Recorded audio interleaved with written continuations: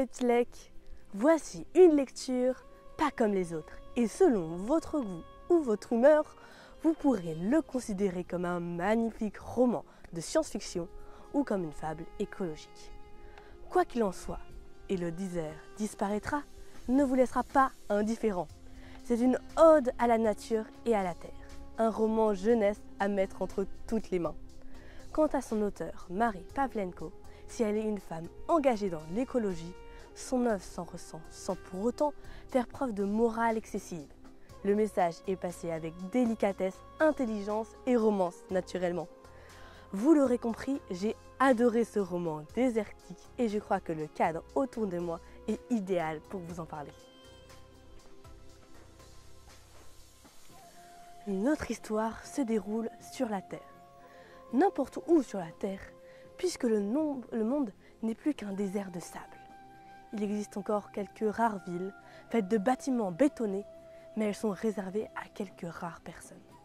La nature a disparu, il n'y a plus d'eau et les quelques ressources restantes sont asséchées pour créer une bouteille gélifiée, rationnée pour chaque habitant. Dans ce monde post-apocalyptique, les humains restants n'ont pas connu la vie d'avant. Ils ignorent ce que sont les forêts, les lacs, les animaux, les livres, l'oxygène et l'électricité. D'ailleurs, ils ne se posent pas de questions, alors que ce sont naturellement leurs ancêtres qui sont responsables de cette situation, de leur propre perte.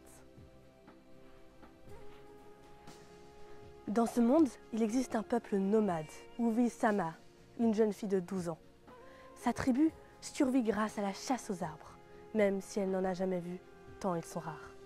Sama veut devenir chasseuse, comme le fut son père, mais c'est une activité réservée aux hommes. Être chasseuse, c'est son rêve, son destin, et elle ne laissera rien ni personne lui en empêcher. Pour cela, elle va quitter son village pour traverser un désert labyrinthique et aride à la suite des chasseurs qui partent durant plusieurs lunes.